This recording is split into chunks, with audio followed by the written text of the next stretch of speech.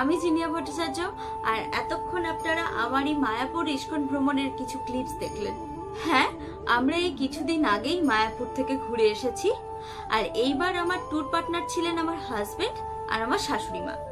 আমরা ওখানে একটা দিনের জন্য স্টে করেছিলাম। মায়াপুর ইস্কন আয়তনে এতই বড় যে সেটা সুন্দরভাবে ঘুরে দেখার জন্য আমরা এক মাস আগে থেকে ঈশ্বরদান ভবনের একটা রুম বুক করে রেখেছিলাম। এই ভিডিওটির মাধ্যমে আমাদের এই ভ্রমণের সমস্ত খুঁটিনাটি আমি আপনাদের সাথে শেয়ার করতে চাই।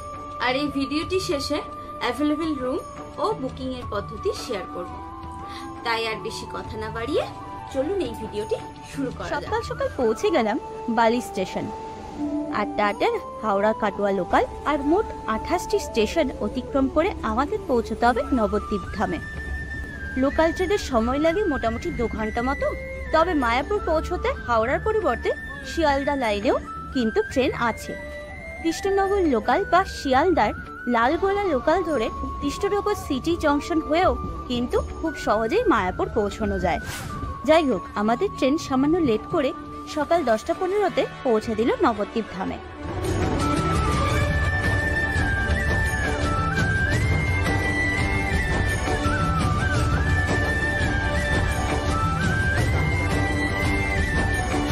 এখান থেকে আমাদের টোটো করে যেতে হবে নবদ্বীপ ঘাট খেয়া পার করার জন্য। স্টেশন থেকে ডান দিকে বেরিয়ে গেলেই পড়বে অটো অথবা টোটো স্ট্যান্ড, আর ভাড়া পড়বে মাথাপিছু 20 টাকা করে। নবদ্বীপ ঘাটে পৌঁছে দেখলাম অজস্র মানুষের ভিড়। এখান থেকে খেয়া পার করে পৌঁছাতে হবে মায়াপুর ঘাট। 2 রকম টিকিট কাউন্টার আছে নবদ্বীপ ঘাটে, বাম দিকে লঞ্চ আর ডান দিকে নৌকো। ভাড়া পড়বে যথাক্রমে 10 টাকা ও 5 টাকা করে। আমরা লঞ্চের জন্য অপেক্ষা করতে থাকলাম, আর দেখতে দেখতে কিছুক্ষণের মধ্যেই লঞ্চ ঘাটে এসে হাজির হলো। আমরা উঠে পড়লাম লঞ্চে, আর অল্প সময়ের মধ্যেই মানুষ বোঝাই করা লঞ্চ হুগলি নদীর ওপর দিয়ে এগিয়ে চলল মায়াপুর ঘাটের দিকে। আজকের মেঘলা আবহাওয়া যাত্রাটাকে আরো সুন্দর করে তুলেছিল। চোখে পড়ল কিভাবে উল্টো দিকের জলঙ্গি নদী হুগলি নদীর সাথে ধীরে ধীরে মিশে যাচ্ছে। দুইটি নদীর দুটি ভিন্ন বর্ণের জল স্পষ্ট চোখে পড়ছিল। এক কথায় অসাধারণ।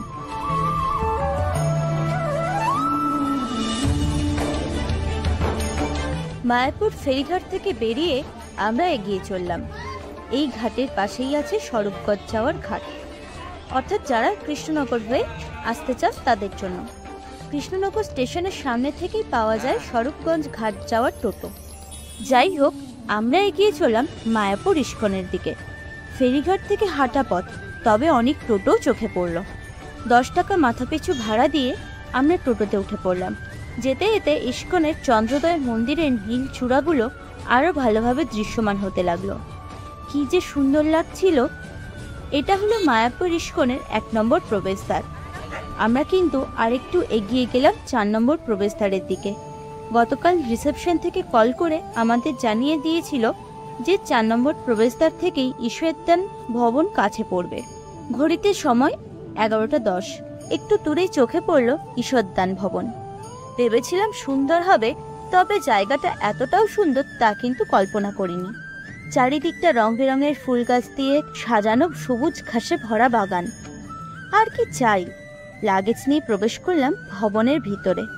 চোখে পড়ল রিসেপশনে রাখা একসাথে 5টি ঘড়ির দিকে।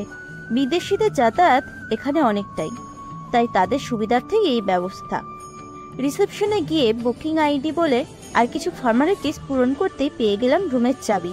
বিভিন্ন ফ্লোরে যাতায়াতের জন্য আছে লিফটের ব্যবস্থা। উঠে গেলাম লিফটে করে 4th ফ্লোরে। আমাদের রুম নাম্বার 1415। রুমটা বেশ পরিষ্কার পরিচ্ছন্ন, তবে তার থেকে ভালো লাগছিল জানলা দিয়ে বাইরের ভিউটা। চন্দ্রোদয় মন্দির একদম যেন সামনে থেকে দেখা যাচ্ছিল। রুমে 2টো বেড ছিল, আর বেডের নিচে 2টো এক্সট্রা ম্যাট্রেস ছিল।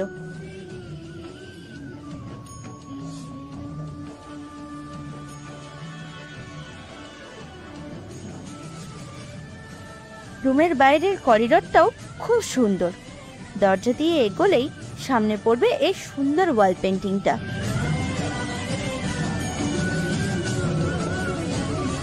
ঘড়িতে এখন 12টা। তাড়াতাড়ি স্নান সেরে বেরিয়ে পড়লাম। অনেকটাই দেরি হয়ে গেছে। জানি না ভোগের কুপন পাবো কিনা। সোজা এগিয়ে ডান দিকে রাস্তা ধরে মন্দিরের দিকে বেশ কিছুটা এগিয়ে গেলে পড়বে 1 নম্বর প্রবেশদ্বার। সেখানেই আছে মহাপ্রসাদের কুপন কাউন্টার। যেতে যেতে দেখলাম কত সুন্দরভাবে বিদেশিরাও হরে কৃষ্ণ সংকীর্তন করছেন।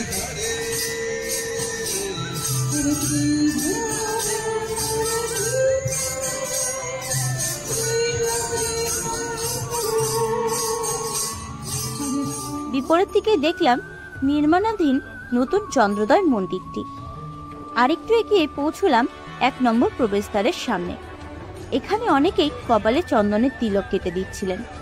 আমরাও প্রত্যেকে কপালে তিলক কাটলাম। সামনে এই কাউন্টারগুলো হলো মহাপ্রসাদের কুপন কাউন্টার। এখানে মোট 4টি ভবনে মহাপ্রসাদের কুপন আপনারা পাবেন। 40 টাকা থেকে 80 টাকা অবধি মহাপ্রসাদের কুপন এখানে পাওয়া যায়। তবে 12:30টার পরে এলে বা লোক সংখ্যা বেশি হলে এর আগেই কুপন শেষ হয়ে যায়। আমরা গীতা ভবনে মহাপ্রসাদ কুপন কেটে নিলাম। প্রসাদ পাওয়ার সময় দুপুর 12:30 থেকে 1:30টা অবধি। 1 নম্বর প্রবেশদ্বারের বাম দিকের রাস্তার দোকানগুলিতে একটু ঘুরে নিলাম। মায়াপুর বৃন্দাবনে কিন্তু মেয়েদের এই পোশাকগুলো খুবই প্রসিদ্ধ। এগুলো ববি পোশাক নামে পরিচিত। একটু দরদাম করে দেখে নিলাম। মোটামুটি 600 থেকে 1200 দামের এগুলো হয়। দেখা যাক আজ সন্ধ্যাবেলা যদি একটা গোপী পোশাক কিনতে পারি। এই রাস্তা দিয়ে অনেক ছোট ছোট দোকান চোখে পড়বে। প্রবেশদ্বারের বিপরীতে চোখে পড়ল শ্রীল প্রভুপাদজির পুষ্প সমাধি মন্দির। জলাশয়ের সামনে এত সুন্দর এই স্থাপনা। হাতে সামান্য সময় থাকায় ঢুকে পড়লাম মহাপ্রসাদ কাউন্টারের বিপরীতে শ্রীল প্রভুপাদের ভজন কুটিরে। এখানে 24 ঘন্টা অর্থাৎ দিবারাত্র অখণ্ড ভজন কীর্তন হয়। এক মুহূর্তের জন্য কীর্তন বন্ধ করা হয় না। সেখান থেকে চলে গেলাম শ্রী মায়াপুর চন্দ্রোদয় মন্দিরের দিকে।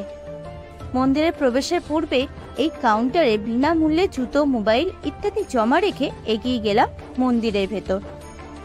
মন্দিরে প্রবেশ করার জন্য 2টি প্রবেশদ্বার আছে এবং 2টি প্রবেশদ্বারেই পুরুষ ও মহিলা উভয়ের জন্যই আলাদা চেকপোস্ট আছে। মন্দিরের ভেতরে শ্রী প্রভুপাদ, শ্রী চৈতন্য মহাপ্রভু, শ্রী নরসিংহ ভগবান ও রাধাকৃষ্ণ এবং তাদের সখীদের বিগ্রহ আছে।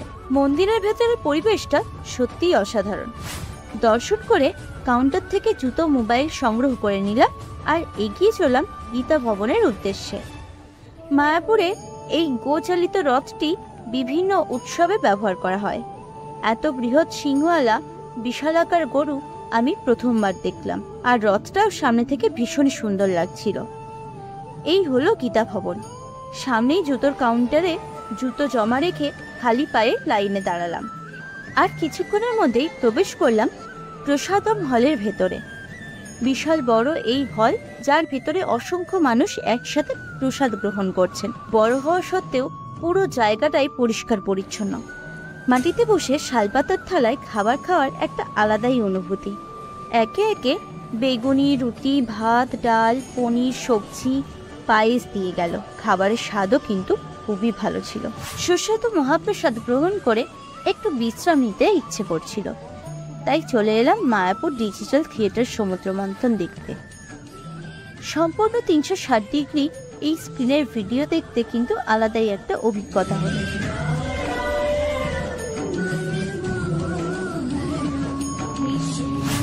এবার আমরা একটা টোটোতে উঠে পড়লাম গোশালা যাওয়ার জন্য।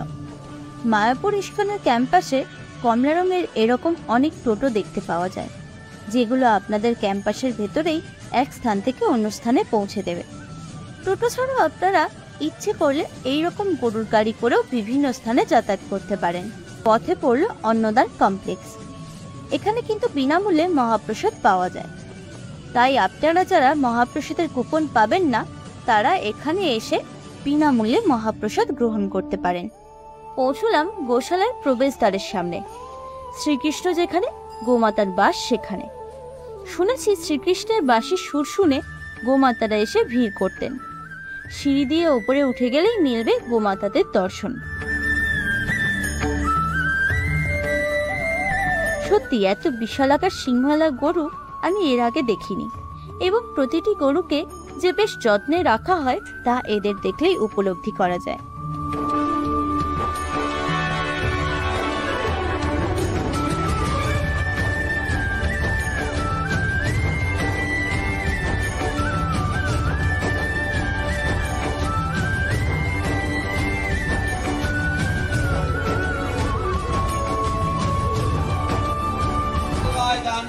গোশালা দর্শন করছেন, গোমাতার সেবার জন্য দান করে যান।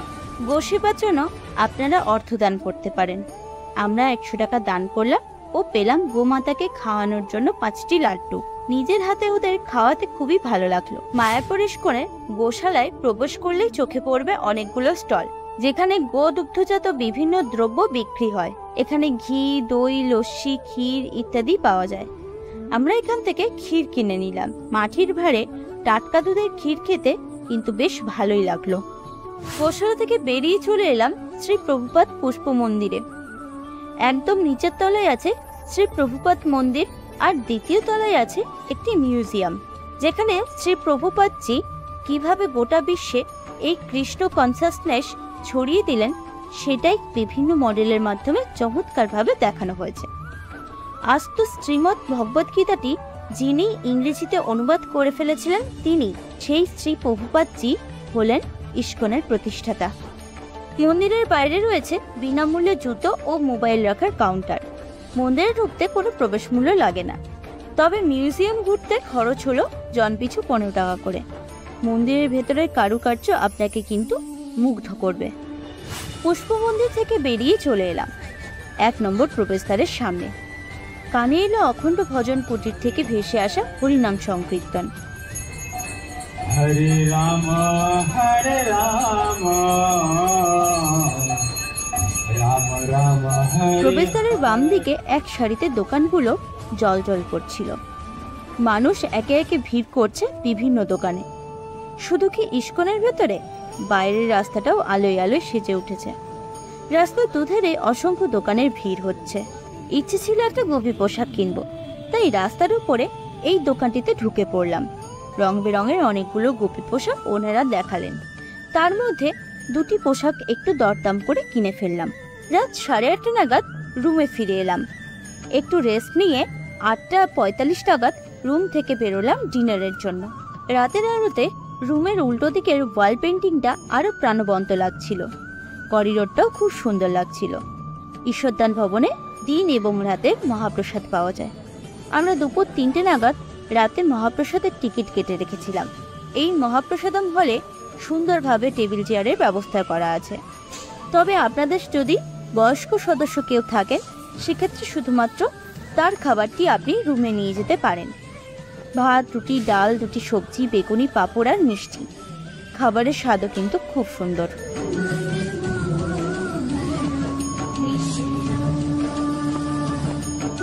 সকাল সকাল ঘুম থেকে উঠে পড়লাম। সকালে ভবনের সামনে পরিবেশটা খুব সুন্দর ছিল। স্নিগ্ধ শান্ত পরিবেশ, আর চতুর্দিকটা রং বেরঙের ফুল গাছের রঙিন হয়ে আছে।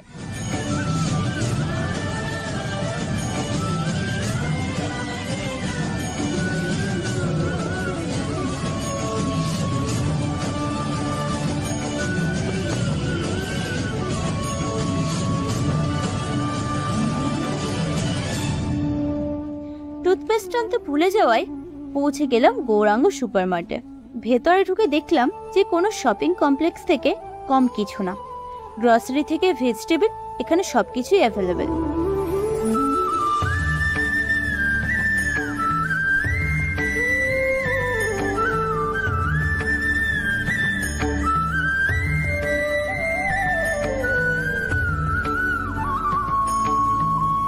স্নান করে রেডি হয়ে সকাল 9:30টাতে আমরা রুম চেক আউট করলাম। ঈশ্বরদান ভবনে আমাদের এক্সপিরিয়েন্স কিন্তু দারুণ ছিল। Lift, ATM, free wifi, geyser সবকিছু অ্যাভেলেবেল ছিল। আর এত সাজানো গোছানো সুন্দর পরিবেশ, পুরোটাই 100তে 100।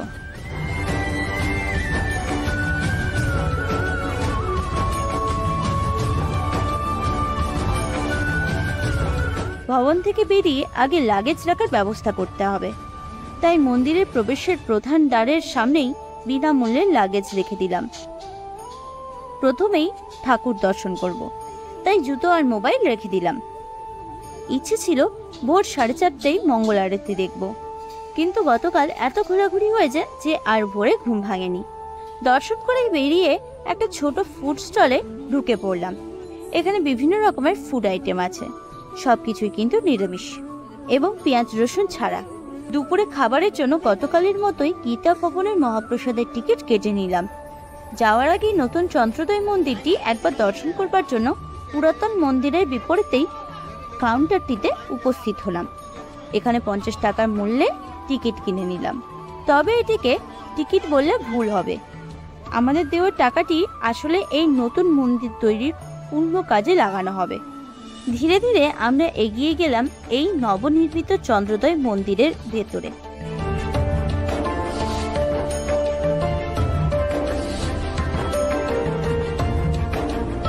গত 8ই মার্চ 2024-এ মন্দিরটি উদ্বোধন হয়েছে। সেই দিন সবকটি বিগ্রহ এখানে আনা হয়েছিল এবং বিশাল জাঁকজমক করে এই মন্দিরটি উদ্বোধন হয়। তবে আবার বিগ্রহগুলো পুরনো মন্দিরে স্থাপন করা হয়।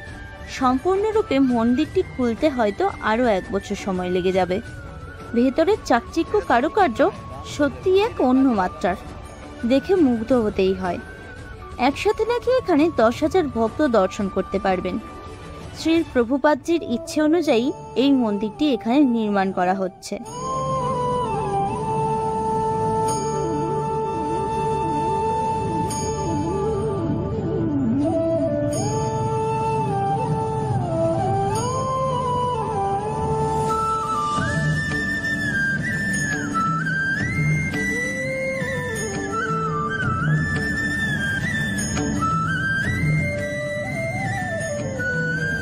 বাড়ি যাওয়ার আগে বাঙালির অভ্যেস মতো কেনাকাটি করতে ঢুকে পড়লাম ইস্কনের এই স্টোরটিতে।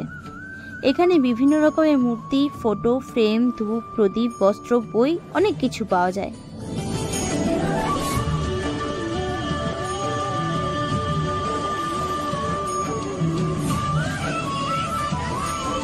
গীতা ভবনে মহাপ্রসাদ গ্রহণ করার পর আমরা আমাদের লাগেজ সংগ্রহ করে বাড়ির উদ্দেশ্যে রওনা দিলাম। নবদ্বীপ স্টেশন থেকে কাটোয়া হাওড়া লোকাল ধরে আমরা বাড়ি ফিরে এলাম মন ভালো করা একটা স্মৃতি নিয়ে। সত্যি যারা মায়াপুর ইস্কন মন্দিরে যাননি তারা অবশ্যই গিয়ে ঘুরে আসুন। আর বাড়িতে যদি বয়স্ক কেউ থাকে তাদেরকে অবশ্যই নিয়ে যান, ওখানে ওনাদের নিয়ে গেলে ওনাদের খুব ভালো লাগবে। অনলাইনে রুম বুকিং এর পদ্ধতিটা এবার আপনাদের জানিয়ে দিই। প্রথমে গুগলে গিয়ে সার্চ করতে হবে মায়াপুর রুম বুকিং এবং ইস্কন মায়াপুরে এই লিঙ্কটিতে টাচ করতে হবে। কিছুক্ষণের মধ্যেই মায়াপুর ইস্কনের ওয়েবসাইটটি খুলে যাবে। এবার টাচ করুন বুক নাওতে, সিলেক্ট করুন পছন্দের ভবনটি।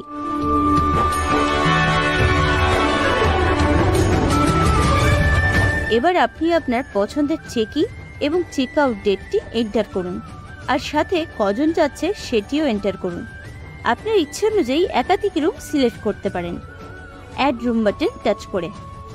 এবার সার্চ করুন, দেখবেন বিভিন্ন মূল্যের বিভিন্ন রুমের লিস্ট আপনার সামনে চলে আসবে। আপনি পছন্দের রুমটি অ্যাড করুন, টার্মস অ্যান্ড কন্ডিশন এগ্রি করুন। যার নামে বুকিং হবে তার নাম, মোবাইল নাম্বার দিন ও পে নাওতে ক্লিক করে পেমেন্ট করলেই আপনার রুম বুক হয়ে যাবে। এই ছিল আমার মায়াপুর ইস্কন ভ্রমণের ভিডিও। আশা করি আমি আপনাদেরকে সমস্ত তথ্যই দিতে পেরেছি। আর যদি কিছু ভুলে গিয়ে থাকি আপনারা অবশ্যই আমাকে কমেন্টে জানাতে ভুলবেন না। আমি চেষ্টা করব আপনাদেরকে সব উত্তর দেওয়ার। ভিডিওটি ভালো লেগে থাকলে লাইক, শেয়ার, কমেন্ট করতে ভুলবেন না। আরো এরকম ট্যুর ব্লগ পেতে গেলে সাবস্ক্রাইব করুন জেপি ট্যুর ব্লগ। আজ এইটুকুই। আপনারা ভালো থাকবেন, সুস্থ থাকবেন, আর দেখা হচ্ছে নেক্সট ভিডিওটিতে। আর আজকের মতো টাটা।